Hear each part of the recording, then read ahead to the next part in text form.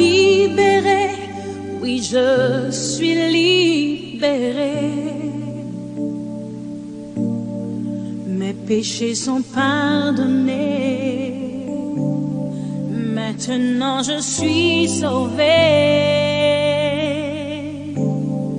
Délivré, oui je suis délivré. Séminaire Pascal 2020. Thème: tenons-nous debout sur la croix de Jésus-Christ, notre Rédempteur, et continuons à prévaloir malgré l'ampleur de l'adversité. Troisième enseignement: la croix et la victoire sur la maladie. Bien-aimés, la maladie est l'une des œuvres les plus affreuses et les plus destructrices du diable. Elle a été conçue par lui pour infliger la souffrance, pour causer la douleur et pour tuer. Quand une maladie vous attaque, c'est uniquement pour détruire votre santé, pour vous faire souffrir et pour vous tuer. Voilà la raison pour laquelle le diable, dans son esprit tordu, a inventé la maladie. La maladie peut vous causer de graves infirmités qui non seulement vous feront souffrir, mais en plus vous enlèveront toute la joie de vivre. Elle peut vous rendre aveugle, sourd, muet, handicapé moteur, stérile, etc. Elle peut attaquer vos os, attaquer votre sang, attaquer votre peau, attaquer vos organes vitaux et vous infliger des douleurs insupportables, des malformations irréversibles et finalement causer votre mort. Donc, la maladie n'est pas une chose à prendre à la légère. À cause de tous ces effets néfastes, la maladie est la principale cause de souffrance, de douleur et de mort. Par le biais de la maladie, le diable inflige chaque jour aux hommes des souffrances indicibles et des douleurs insupportables. Il brise et il détruit de nombreuses vies. Il appauvrit des milliers de familles. Il sème la terreur, comme c'est le cas actuellement avec le coronavirus. Et il répand la mort, abrégeant les vies et compromettant gravement les plans de Dieu. La maladie peut vous tuer précocement et compromettre ainsi les plans de bonheur de Dieu. Si Dieu avait prévu que vous alliez vivre 90 ans, la maladie vous tue 50 ans plus tôt. Vous aurez perdu 40 ans de votre vie. C'est important que vous puissiez savoir quels sont les desseins du diable à travers cette abomination qu'on appelle la maladie. Parce que, bien aimé, aujourd'hui, il y a plusieurs personnes qui fricotent encore avec Satan, ne sachant pas que si Satan a l'opportunité de les frapper d'une maladie pour les détruire, il n'hésitera pas. Mais malgré le nombre sans cesse croissant de maladies, c'est le monde ici, quand on l'observe, on se rend compte que c'est comme si chaque jour il y a 1000 maladies nouvelles qui apparaissent. Malgré leur gravité, malgré tous les affres qu'elles causent aux hommes, malgré les limites de la science face aux maladies dites incurables, la parole de Dieu atteste que la croix du Christ Jésus nous a octroyé une guérison et une immunité parfaite contre toute forme de maladie. Ce que la parole de Dieu affirme Ce n'est pas ce qu'une religion affirme. Mon devoir est de vous enseigner ce que Dieu dit au sujet de la maladie. Dieu dit que malgré le nombre sans cesse croissant de maladies, malgré la faiblesse de l'homme face à la maladie, malgré les limites de la science face à la maladie, lui, Dieu, à travers la croix de Jésus, il nous a déjà guéris de toutes sortes de maladies et il nous a aussi conféré une immunité parfaite contre la maladie. Lisons. 1 Pierre, première épître de l'apôtre Pierre, chapitre 2, le verset 24. Lui, mis pour Jésus, qui a porté lui-même nos péchés en son corps sur le bois, afin que, morts au péché, nous vivions pour la justice.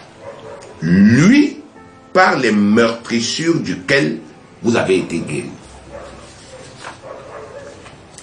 Le mot guéri ici veut dire sauver, épargner, délivrer, protéger,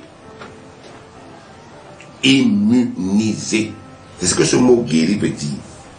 Le verset dit que par les meurtrissures de Jésus, nous avons été guéris.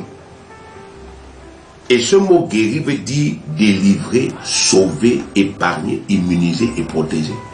Donc à travers les meurtrissures du Seigneur Jésus-Christ, Dieu nous a conféré la délivrance, la protection et l'immunité contre la maladie. Donc, selon cette déclaration de l'apôtre Pierre, la croix de notre Seigneur Jésus-Christ nous a sauvés, nous a épargnés, nous a délivrés et nous a protégés de la maladie. La croix de notre Seigneur Jésus-Christ nous a conféré la victoire sur la maladie en nous délivrant de la puissance de la maladie et en nous protégeant parfaitement contre elle. Vous savez, bien aimé, une fois il m'est arrivé de poser une question au Seigneur. Je lui ai dit, Seigneur, s'il te plaît, pourquoi, malgré la véracité de tout ce que tu dis, que le Seigneur Jésus a fait pour nous, parce que tu ne peux pas mentir, tu n'es pas un homme pour mentir, et personne ne t'oblige à parler, ni à agir. Si tu as décidé d'agir comme tu l'as fait et de parler, ce n'est pas quelqu'un qui t'a obligé. Alors, Éternel, Seigneur, pourquoi malgré la véracité de ta parole, pourquoi est-ce que ton Église continue d'être si malade? Il m'a dit, mon fils, c'est uniquement à cause de l'incrédulité. Si tu veux, fais une enquête dans mon Église. Commence même par les leaders. Tu vas te rendre compte que très peu sont ceux qui croient en la guérison spirituelle. Très peu sont ceux qui croient qu'à travers la croix de Jésus, j'ai vraiment apporté la guérison. Alors, si déjà il y a des leaders qui n'y croient pas, qu'est-ce qu'ils vont enseigner à leurs ouailles? Donc, la raison, ce n'est pas que ce n'est pas possible. La raison, c'est que les gens n'y croient pas. Et c'est pourquoi nous travaillons pour vous aider à transcender cette incrédulité. Tout ce que Dieu affirme dans sa parole, que Jésus-Christ a fait pour nous, est absolument vrai, même si ça nous dépasse. Je n'ai jamais ressuscité un mort. Jamais. J'espère que ça arrivera un jour. Mais je te dis que en moi, j'ai ce pouvoir. Si j'y crois, un jour, je m'amènerai auprès de quelqu'un qui est décédé. Et il dira, Abraham, impose-lui les mains, il va revenir, et cette personne va revenir. Ce n'est pas parce que un enfant de Dieu n'a pas encore vécu quelque chose que la Bible affirme qu'il a reçu qu'il doit conclure que ce n'est pas vrai. Jean 17, verset 17. Sanctifie-les par ta vérité, ta parole est la vérité. La seule et l'unique vérité vraie qui existe sur la terre, c'est la parole qui est sortie de la bouche de Dieu. 1 Timothée chapitre 1, le verset 15. 1 Timothée chapitre 1, le verset 15. C'est une parole certaine et entièrement digne d'être reçue. C'est une parole certaine et entièrement digne d'être reçue que Jésus-Christ est venu dans le monde pour sauver les pécheurs dont je suis le premier. Donc, au lieu de nier ce que Dieu nous dit qu'il a fait, parce que ça nous dépasse, parce que ça dépasse notre entendement, nous devons plutôt nous efforcer de le comprendre et de le croire afin de le vivre.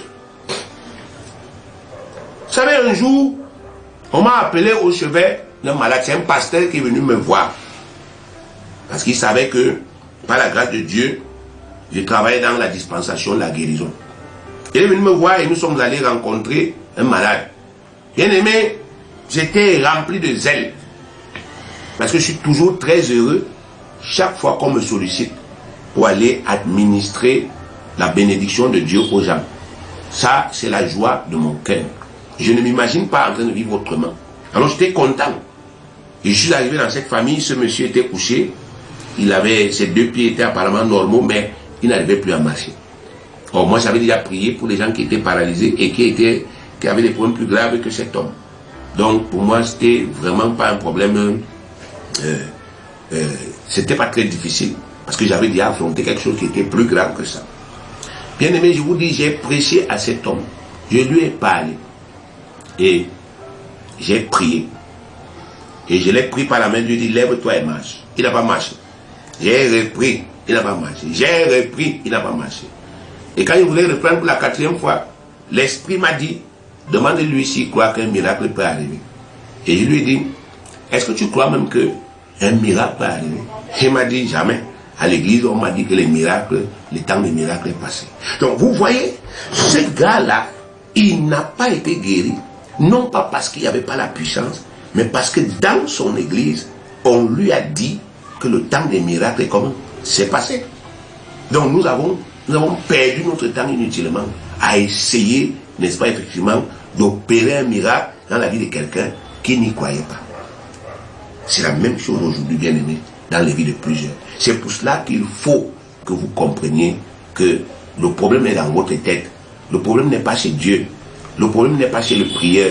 Le problème est chez vous, dans votre tête. Est-ce que vous croyez? Est-ce que vous croyez que Jésus-Christ, par sa croix, vous a réellement administré cette guérison? Si vous commencez à l'admettre, vous allez commencer à le vivre. Nous aspirons tous à la bonne santé. Il n'y a pas quelqu'un sur la terre qui va te dire que non, moi, la bonne santé ne m'intéresse pas. Même les gens qui nient la guérison spirituelle, ils aspirent.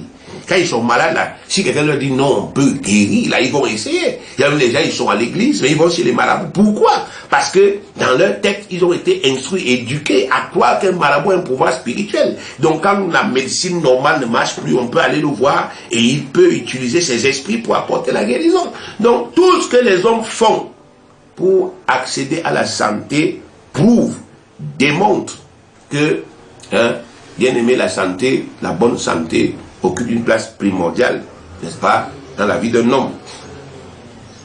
Tout ce que nous faisons chaque jour pour nous protéger des maladies ou pour nous soigner quand nous sommes malades prouve que nous accordons une importance capitale à la bonne santé et c'est normal. Sinon, tout ce que Dieu dit au sujet de la maladie est vrai, à savoir que la croix du Christ nous a non seulement guéris, mais aussi conféré une immunité infaillible contre toute forme de maladie, alors nous avons un réel intérêt à faire tous nos efforts pour accéder à cette guérison. Si la guérison dont parle la Bible est vraie, s'il y a vraiment actuellement sur cette terre une puissance surnaturelle que Dieu a rendue disponible pour nous guérir, alors vous avez le devoir de faire tout ce qui doit être fait pour y accéder, afin que vous soyez délivrés de l'esclavage de la maladie et que vous viviez une vie épanouie, car c'est exactement ce que le bon et le merveilleux Dieu que nous avons là a prévu pour nous. 3 Jean 2, bien-aimé. 3e épître de Jean, verset 2. Bien-aimé, je souhaite que tu prospères à tous égards et sois en bonne santé, comme prospère l'état de ton âme. Si c'est vrai, si Dieu guérit vraiment, si la croix nous a vraiment guéri, vous allez dire quoi à Dieu pour justifier que vous n'avez fait aucun effort pour y croire et pour le vivre? On vous a diagnostiqué le sida, vous faites comment? Vous allez en sortir comment? Vous allez en sortir comment? Actuellement, il se peut que vous soyez contaminé par ce virus-là. Vous faites comment pour en sortir? S'il n'y a pas de traitement autour de vous, vous faites comment? Donc, ce n'est pas justifiable.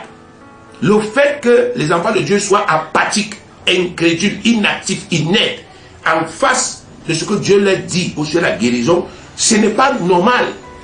S'il y a réellement une possibilité de guérir surnaturellement aujourd'hui, s'il y a une possibilité de guérir par le Saint-Esprit, eh bien le peuple de Dieu doit explorer cette possibilité. Il ne doit pas rester inerte. On ne doit pas passer le temps à enseigner aux gens à l'église des choses mirifiques, alors qu'il y a des choses concrètes et pragmatiques qu'on peut leur enseigner pour les aider à sortir, n'est-ce pas, effectivement, des pièges du diable et de vivre une vie épanouie. La gloire de Dieu, c'est un homme debout, pas couché. Alors, examinons donc les Saintes Écritures pour savoir comment la croix de Christ nous guérit concrètement. Comment est-ce qu'elle nous guérit? Par quels moyens cette guérison peut se réaliser dans nos vies? Et comment faire pour y accéder? Examinons. 1. Comment la croix du Christ nous a-t-elle guéris?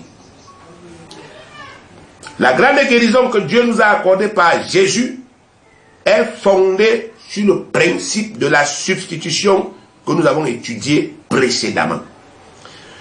Pour nous guérir, notre Sauveur a simplement subi à notre place toutes les souffrances et toutes les infirmités que les maladies devaient nous causer à cause de nos péchés. Donc, le salut que Dieu nous a accordé s'appuie sur le principe de la substitution.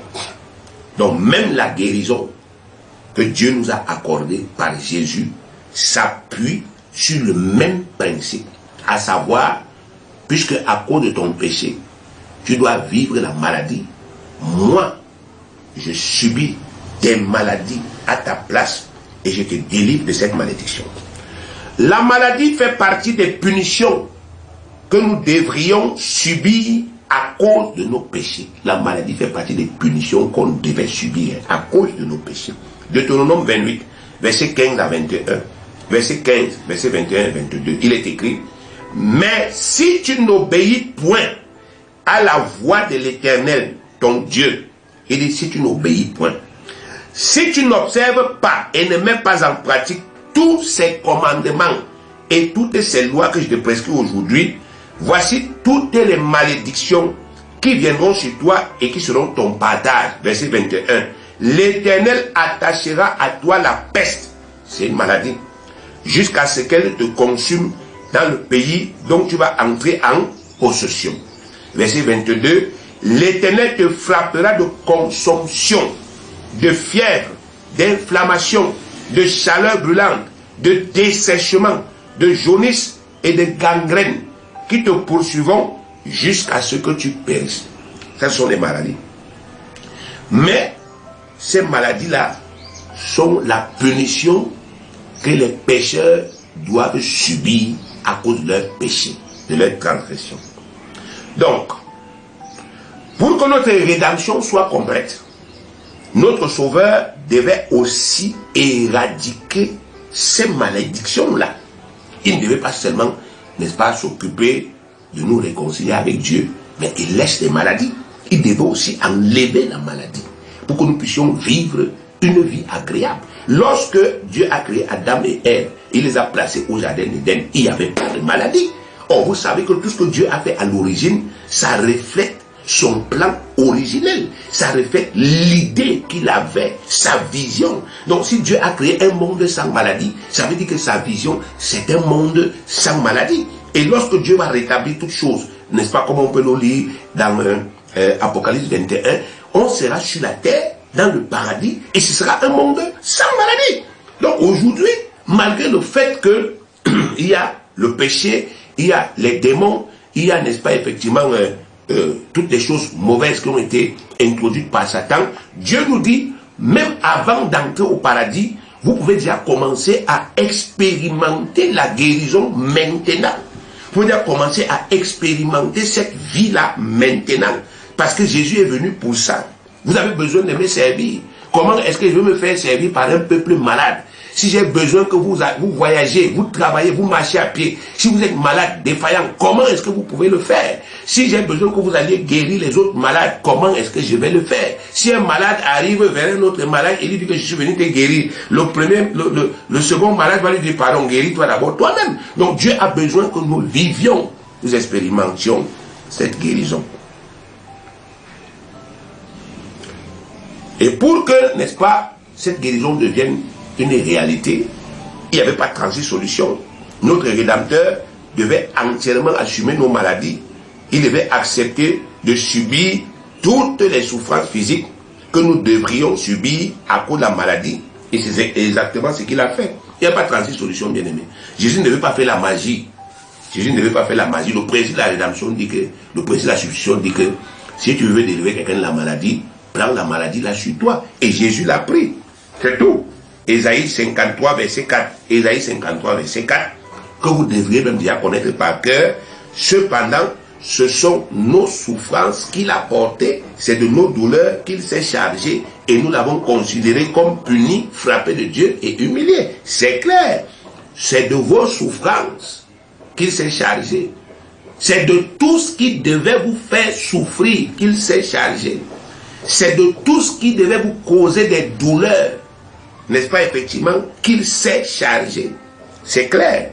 Quand la Bible affirme que le Christ a porté nos maladies dans sa chair, ça ne veut pas dire qu'il a eu le sida. Jésus n'a jamais eu le sida, ou le cancer, ou la tuberculose, ou je ne sais pas, le Covid-19. Non, Jésus n'a jamais eu ces trucs-là dans son corps. Ça signifie tout simplement qu'il a enduré dans sa chair la souffrance, la somme des souffrances, des douleurs et des infirmités que toutes les maladies du monde devaient nous causer. Quand la Bible dit Jésus a porté votre maladie, votre maladie actuelle c'est le cancer. Alors, la Bible n'est pas en train de dire que Jésus a eu le cancer. Non. Le cancer c'est le nom que la médecine donne à cette maladie. Mais en réalité, peu importe son nom, parce que la finalité du cancer là, c'est de détruire votre santé, c'est de vous faire souffrir et c'est de vous tuer. Donc Jésus a donc, au lieu, n'est-ce pas, effectivement, d'attraper le cancer, Jésus a subi la somme de tout ce que le cancer peut vous causer comme souffrance, comme infirmité et comme mort. Et Jésus a souffert la somme de toutes les douleurs que le sida peut faire à quelqu'un. Jésus a souffert tout ce qu'une hernie peut apporter. Jésus a porté en lui toutes les infirmités, la cécité, il a porté ça. Il a porté, n'est-ce pas, effectivement, le mutisme, la surdité, ainsi de suite. Il a porté toutes ces infirmités en lui, dans son corps, quand il était crucifié. C'était la seule manière pour lui d'éradiquer la maladie. Pourquoi? Parce que pour Dieu, maladie égale souffrance. Voilà la clé. Maladie égale souffrance. Donc dès lors que notre Rédempteur, agissant en tant que notre substitut légal, c'est-à-dire notre remplaçant, a subi à notre place tous les sévices corporels qui ont causé sa mort dans d'atroces souffrances, notre guérison s'est automatiquement accomplie. Dès lors que les gens ont commencé à le taper, nous avons commencé à être guéris. Et quand il est mort, la guérison s'est accomplie parfaitement. Parce qu'ils ont détruit son corps. La santé là, c'est dans le corps qu'on la vit. Et la maladie, c'est aussi dans le corps qu'on la vit. Donc quand le corps de Jésus, qui était un corps sain, sans maladie, et qui était un corps sans péché, a été livré à la méchanceté des hommes, et que les hommes l'ont frappé, les hommes l'ont, n'est-ce pas, effectivement blessé, Les hommes ont déchiré sa peau avec le fouet. Les hommes l'ont maltraité à tel point qu'il est mort de suite de cette maltraitance. Les hommes, n'est-ce pas, effectivement, lui ont arraché la peau avec le fouet, rendant n'est-ce pas, effectivement, ses os apparents. La Bible dit que quand on regardait le corps de Jésus, on voyait les os. Donc, dès lors qu'on lui a infligé tout ça, Dieu dit que il a porté la somme de toutes les souffrances que les maladies devaient nous causer. Par conséquent, il a éradiqué la maladie. Il a rendu la maladie illégitime et injustifiée dans nos vies, parce qu'il était notre remplaçant. Ésaïe 53, le verset 5. Mais il était blessé pour nos péchés. C'est des blessures qu'il s'agit. Brisé pour nos iniquités. Le châtiment qui nous donne la paix est tombé sur lui, et c'est par ses meurtrissures que nous sommes guéris. Donc, bien-aimés, vous qui m'écoutez là, ouvrez bien vos oreilles. Actuellement, suite aux souffrances du Seigneur Jésus, qui est notre Rédempteur, nous sommes parfaitement guéris. Tel est le statut qu'il nous a conféré actuellement. Je suis un homme guéri. Je suis guéri, c'est-à-dire je suis délivré de la maladie. Je suis protégé de la maladie. Je suis immunisé contre la maladie. Même si actuellement, nous sommes sous l'emprise d'une maladie quelconque, aux yeux de notre Dieu, qui est l'initiateur et le garant de cette guérison, cette souffrance n'est plus justifiée et doit être totalement éradiquée pour que nous jouissions pleinement de la bonne santé voulue par Dieu pour chacun de nous. Donc même si tu es malade là, présentement, aux yeux de Dieu, à cause de la croix de Jésus, cette maladie n'est plus justifiée. Elle n'est plus légale. Elle n'a plus le droit d'être là pour parler terre à terre. Elle doit donc partir afin que tu intègres la santé. Et même si elle est dans ton corps, tu es déjà immunisé contre elle. Elle ne peut plus produire les effets pour lesquels elle est venue si tu crois. Donc c'est que pour te tuer, tu ne vas pas mourir si tu crois. Commencez donc par croire, parce que c'est là où ça commence. Commencez donc par croire que le Christ a complètement éradiqué toutes vos souffrances physiques en subissant à votre place le poids de toutes ces souffrances. Et que par conséquent, la maladie, quelle qu'elle soit, j'insiste là-dessus parce que les maladies ont des symptômes, des manifestations qui sont effrayantes. Parfois, une maladie produit des déformations. Et la déformation, là, vous effraie. Et, n'est-ce pas, effectivement, vous avez du mal à croire à la guérison. Mais Dieu vous dit, quelle qu'elle soit, la maladie n'est plus ni justifiée dans votre vie, ni incurable. Ni incurable. Donc, si on vous avait déjà dit à l'hôpital, c'est irréversible. Ne détestez pas les médecins, ils sont des scientifiques. Donc, ils vous disent ce qu'ils ont vu. Ils vous disent, n'est-ce pas, effectivement, ce qu'ils peuvent et ce qu'ils ne peuvent pas. Mais Dieu, lui, vous dit, à cause de la croix, même si cette maladie est naturellement incurable, à cause de la croix, cette maladie devient curable dans votre vie si vous croyez. Si vous croyez, pardon. Si vous croyez, vous acceptez ce que Jésus a fait. Alors, paf, le miracle arrive. Croire est le premier pas vers votre guérison. 2. Comment cette guérison s'accomplit dans nos vies quand nous y croyons donc? Ça se passe comment? Quand je crois, qu'est-ce qui se passe? La Bible déclare que cette guérison se transmet par l'imposition des mains des croyants. C'est-à-dire que quand je crois en cette guérison, alors un croyant peut prier pour moi et il déclare cette guérison dans ma vie. Par exemple, j'ai le cancer. Un croyant arrive, il me dit, est-ce que tu crois que si je t'impose les mains et je déclare la guérison, tu seras guéri? Je lui dis oui. Alors il m'impose les mains et il déclare, au nom de Jésus, je te guéris. Et la guérison s'opère. Marc 16, le verset 18, la dernière partie, c'est-à-dire les vrais croyants en Jésus-Christ, imposeront les mains aux malades et les malades seront guéris. Ils imposeront les mains aux malades et les malades seront guéris. Matthieu 9, verset 18. Tandis qu'il leur adressait ces paroles, voici un chef arriva, se prosterna devant lui et dit, ma fille est morte il y a un instant, mais viens, impose les mains et elle vivra. Vous voyez, ça prouve que les gens au temps de Jésus connaissaient que cette guérison devait se transmettre par l'imposition des mains. Parce que cet homme est venu dire à Jésus, viens, il n'a pas dit viens souffler. Comme on voit aujourd'hui dans les églises, on souffle sur les gens, ainsi de suite. Il a dit, viens, impose-lui les mains et elle guérira. Mais il est crucial d'expliquer clairement ce qui se passe quand on pratique ce rituel. Qu'est-ce qui se passe quand on vous impose les mains? Car plusieurs personnes n'arrivent pas encore à accéder à la guérison spirituelle parce qu'elles ne comprennent pas comment une simple prière accompagnée d'une imposition des mains peut les guérir. Il faut que les gens soient honnêtes. Il faut qu'ils vous disent que moi je ne comprends pas comment est-ce que une simple prière par imposition des mains peut enlever le cancer dans mon corps et peut tuer un virus.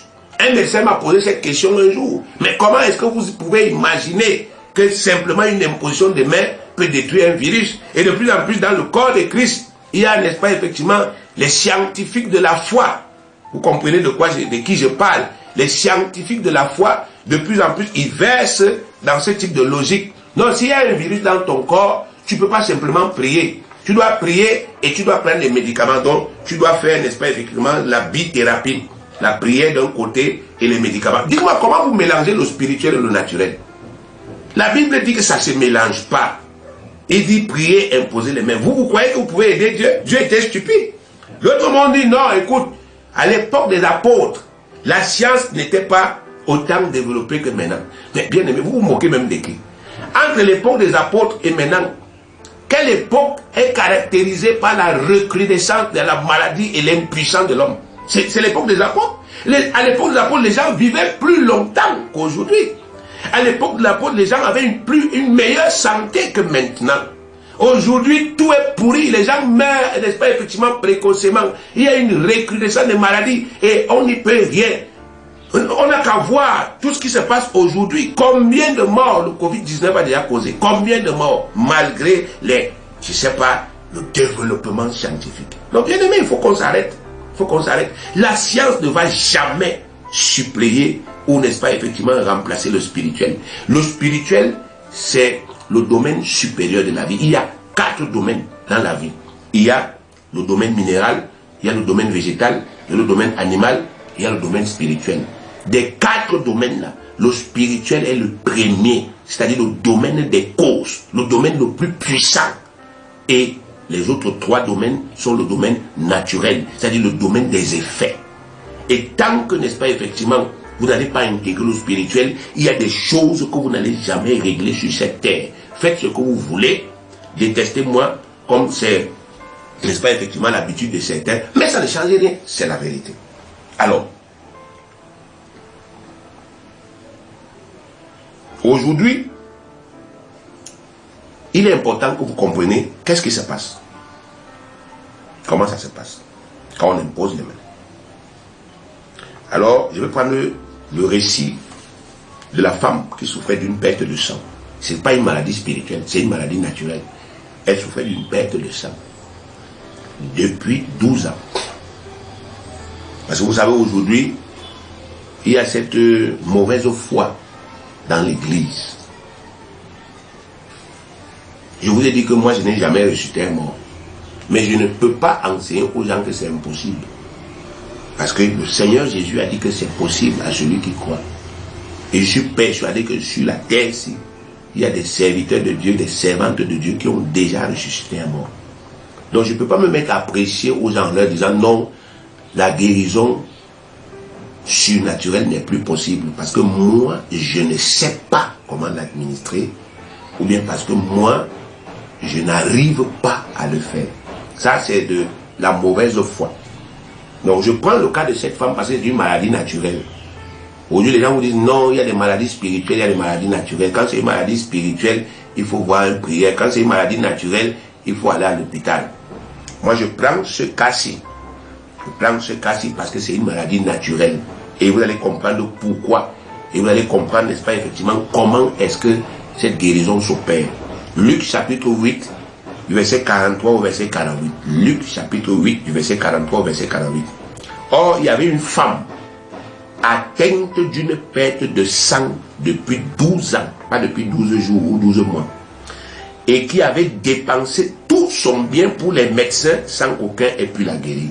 On dit que cette femme-là souffrait d'une maladie naturellement et cliniquement incurable, parce qu'elle avait rencontré les médecins pour leur demander de la soigner. Elle a fait tous les examens qu'on lui avait prescrits, elle a subi tous les traitements, mais elle n'a pas pu être guérie. Elle s'approcha par derrière Jésus et toucha le bord du vêtement de Jésus. Au même instant, la perte de sang s'arrêta. Et Jésus dit, qui m'a touché? Comme tous s'en défendaient, Pierre et ceux qui étaient avec lui dirent, Maître, la foule t'entoure et te presse. Et tu dis qui m'a touché? Mais Jésus répondit, suivez bien, quelqu'un m'a touché, car j'ai connu qu'une force était sortie de moi. Vous entendez ça? Une force est sortie de moi. La femme, se voyant découverte, vint toute tremblante, se jeter à ses pieds et déclara devant tout le peuple pourquoi elle avait touché et comment elle avait été guérie à l'instant. Jésus lui dit, ma fille, ta foi t'a sauvée, va en paix. Oui, bien aimé, d'après ce texte, il ressort qu'une force invisible est sortie du Christ pour guérir cette femme instantanément. Une force est sortie du Christ pour guérir cette femme. Et c'est ça la révélation aujourd'hui. Les églises ont oublié que Dieu nous a envoyé une force. Chaque fois que les gens nous critiquent, c'est parce qu'ils ont mis de côté cette force. Ils ne la connaissent pas. Ils ne se sont pas humiliés.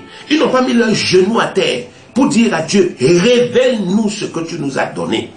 Et ils critiquent allègrement tous ceux qui ont payé le prix pour commencer à expérimenter cette force. Cette force, bien aimé, ce n'était rien d'autre que le Saint-Esprit. Lorsque Jésus a commencé son ministère, la Bible dit que l'Esprit de Dieu est descendu sur lui sous forme d'une colombe. Jésus ne pouvait pas accomplir ce ministère sans cet esprit. Avant que les apôtres n'aillent dans le champ de mission, Jésus a d'abord dit, acte 1, verset 8, mais vous recevrez une puissance, le Saint-Esprit survenant sur vous, et vous serez mes témoins.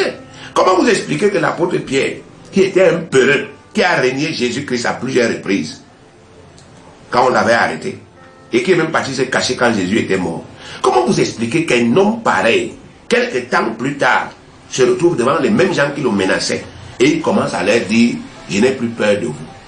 Et il commence à leur prêcher l'évangile. Et il commence à guérir les malades. Qu'est-ce qui s'est passé? Pendant 40 jours, la Bible dit que Jésus a parlé avec Pierre. Il lui apprenait les choses spirituelles. Et 10 jours après son ascension, il a envoyé le Saint-Esprit. L'apôtre Pierre a reçu cet esprit.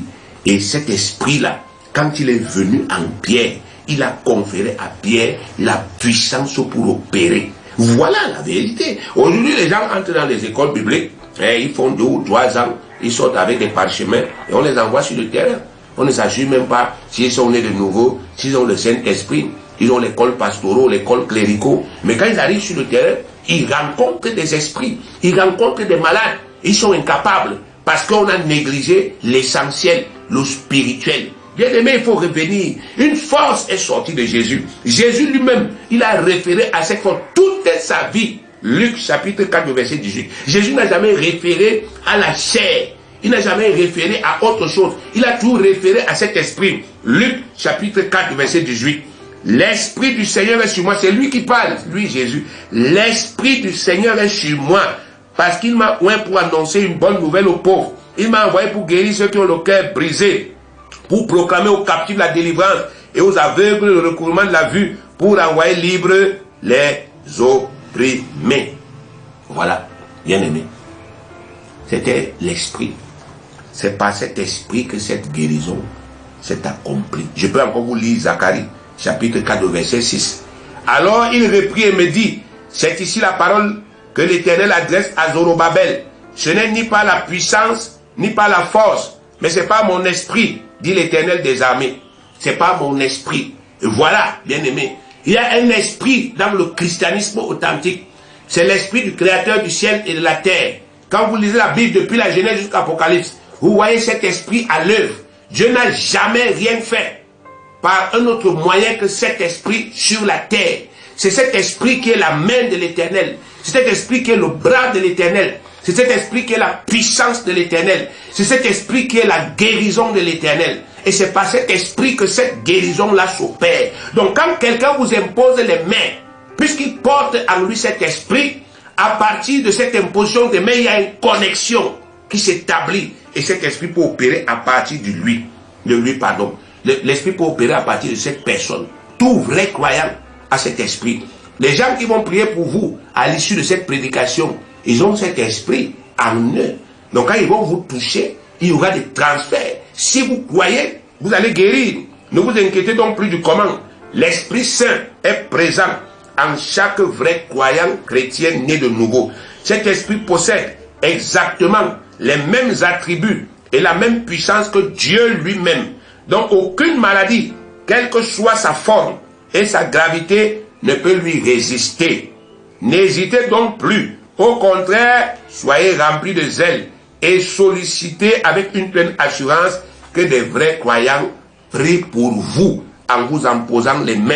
Vous serez agréablement surpris de recevoir aisément, je dis bien aisément, le soulagement tant espéré, car rien ne dépasse Dieu. Luc 1, le verset 37, car rien n'est impossible à Dieu. Mais, pour que cet esprit opère en vous, il est indispensable que vous y croyez sans réserve. L'imposition des mains seules ne suffit pas. Si les croyants prient pour vous en vous imposant les mains sans rencontrer votre foi, aucun miracle ne se produira. Bien que présent, le Saint-Esprit restera inerte, car c'est votre foi qui doit le déclencher. C'est ce qui s'est passé avec la femme qui souffrait de la perte de sang. C'est sa foi qui a déclenché l'Esprit du Seigneur Jésus. Luc 8, 48, Jésus lui dit, ma fille, ta foi t'a sauvée, va en paix. Donc c'est par sa foi que cette femme-là a activé cette puissance. Elle s'est connectée à ça. Plusieurs personnes touchaient Jésus au même instant, au même moment que cette femme. Parmi ces personnes, il y avait des malades. Mais rien ne s'est passé dans leur vie. Signe que ces gens n'avaient pas la foi suffisante. Donc on ne peut pas obtenir la guérison spirituelle si on n'a pas la foi suffisante, la foi qui correspond. On peut prier pour quelqu'un en lui imposant les mains sans qu'il guérisse s'il ne croit pas. Ça peut arriver. C'est même déjà arrivé à plusieurs reprises. On a prié pour les gens, mais ils n'ont pas été guéris. Peu importe ce qu'ils sont allés dire après, ils n'ont pas été guéris parce qu'ils n'ont pas cru. Donc aujourd'hui, vous aussi, si vous ne croyez pas, si vous ne faites pas les efforts, vous croyez que c'est le prière qui doit payer le prix tout seul, vous ne faites pas les efforts, vous n'allez pas guérir. Le prière qui est devant vous, lui, il croit déjà, c'est pourquoi il est là. S'il ne croyait pas que c'était possible, il ne viendrait pas là. Mais si vous le voyez là, s'il vous dit venez, je vais prier, c'est parce qu'il croit. Il croit déjà qu'il a la capacité de dispenser. Mais vous aussi, vous devez croire afin que le miracle, votre miracle, n'est-ce pas, effectivement, s'opère. La foi est la clé qui active la puissance divine. La foi est le prix que chacun de nous doit payer pour accéder à la bénédiction qu'il attend du Seigneur. Quelle que soit sa nature, quelle que soit la nature d'une bénédiction, quelle que soit son ampleur, quelle que soit sa grandeur, si vous voulez recevoir quelque chose de Dieu, le prix à payer, c'est la foi. Ce n'est pas l'argent, c'est la foi. Dieu a conditionné l'opération du Saint-Esprit et l'obtention de chacune de ces grâces à la foi. Dieu a dit que tout ce que je vous ai donné par la croix de mon Fils, vous allez payer ça avec la foi. Matthieu 21, verset 22. Tout ce que vous demanderez avec foi, par la prière, vous le recevrez. Vous n'avez pas à vous inquiéter, bien-aimés. Moi, j'aime ça. C'est un défi personnel. Payer le prix suffisamment. Payer le prix suffisant, pour voir le miracle. Parce qu'il y a une satisfaction lorsque Dieu nous répond. Il crédibilise notre foi. Et ce n'est pas effectivement passionnant de se livrer à cet exercice-là. Marc 9, verset 23. Jésus lui dit, si tu peux, tout est possible à celui qui croit. Tout est possible à celui qui croit. La femme dont nous parlons, là, on ne dit même pas comment elle s'appelait. On dit une femme. Pourquoi? Son nom n'est pas important. À travers ce qu'elle a fait, elle a obtenu un nouveau nom. Une femme croyante. Une femme qui a cru. Donc vous aussi, vous pouvez, n'est-ce pas, effectivement y accéder. La foi, c'est l'acceptation totale. Avoir la foi, c'est accepter ce que Dieu dit sans douter. C'est l'adhésion sans réserve. La pleine conviction. La foi, c'est la seule preuve tangible de notre totale confiance en Dieu. La foi, c'est la réponse d'amour que nous donnons à Dieu à propos de tout ce qu'il nous atteste qu'il a réellement fait pour nous par Jésus-Christ. La foi est notre manière de dire à Dieu, Père, j'ai confiance en toi. J'ai entièrement confiance en toi, en ta parole, en l'œuvre rédemptrice de ton Fils Jésus-Christ, l'œuvre qu'il a accomplie pour moi. Et j'ai aussi confiance en l'efficacité de ta puissance, le Saint-Esprit. C'est ce que la foi est, cette confession de notre confiance en Dieu. La foi est notre seule façon d'honorer Dieu. Sans la foi, il est impossible de lui être agréable, car il faut que celui qui s'approche de Dieu croit que Dieu existe et qu'il est le rémunérateur de ceux qui le cherchent. Hébreux 11, verset 6. C'est pourquoi ceux qui ont eu foi en Dieu ont toujours été grandement honorés. Leurs noms sont écrits dans la Bible. Ils ont des témoignages terribles. Croire, bien-aimé, ça dépend de vous. Ça ne dépend pas de Dieu. Ça dépend de vous. Croire est une faculté de notre volonté. Nous pouvons croire si nous le voulons, quelles que soient les négativités que nous voyons ou bien que nous vivons. La parole de Dieu est disponible en tout temps pour nourrir notre foi chaque fois que nous voulons le croire. Chaque fois que je décide de croire, si je décide de croire maintenant, malgré les négativités que je vis, la parole est là pour nourrir ma foi. Romains 10, verset 17, ainsi la foi vient de ce qu'on entend, et ce qu'on entend vient de la parole de Christ. Donc vous ne pouvez pas dire, c'est vrai, la foi est disponible, mais je n'arrive pas à croire. Parce que Dieu n'a pas soumis votre foi à quelqu'un. Il n'a pas soumis votre foi même à l'église. Il a soumis votre foi à votre volonté et à sa parole et à lui-même. Tant que Dieu existe, tant que la parole est là, vous pouvez croire. Tant que vous avez la volonté, vous pouvez croire. Saisissez donc par votre foi la grande opportunité de guérison que le Seigneur vous accorde aujourd'hui à travers ce moment de partage. Et accédez, bien-aimés, accédez gracieusement à ce repos après lequel vous avez longtemps soupiré. Vous avez longtemps cherché la guérison sans trouver. Saisissez cette occasion, l'occasion que Dieu vous donne à travers ce séminaire pour accéder à cette guérison. Et ayez un témoignage, parce que Dieu est fidèle. Il veille sur ce que lui, il a dit avec sa bouche. Il accomplit toujours. Jérémie 1,12. Et l'Éternel me dit, tu as bien vu, car je veille sur ma parole pour l'accomplir. Je veille sur ma parole pour l'exécuter. Ce qu'il a dit qu'il va faire, quand vous croyez, il va le faire. Il ne va pas reculer devant la maladie, quelle qu'elle soit, qu'elle s'appelle cancer, qu'elle s'appelle sida, quel que soit le nom, la forme, hernie ou je ne sais pas quoi, il ne va pas reculer. Si nous décidons de mettre toute notre confiance en lui, il honorera grandement notre foi, bien-aimée. Éphésiens 1,19. Et quelle est envers nous qui croyons l'infinie grandeur de sa puissance. Il dépasse cette puissance infinie quand nous décidons de croire. C'est ça qui se passe. Le Saint-Esprit se déploie et ça apporte en manifestation dans nos vies des résultats. Donc mon frère, ma soeur, Toi qui doutais encore, libère-toi de ce doute et saisis cette occasion. Que Dieu te bénisse.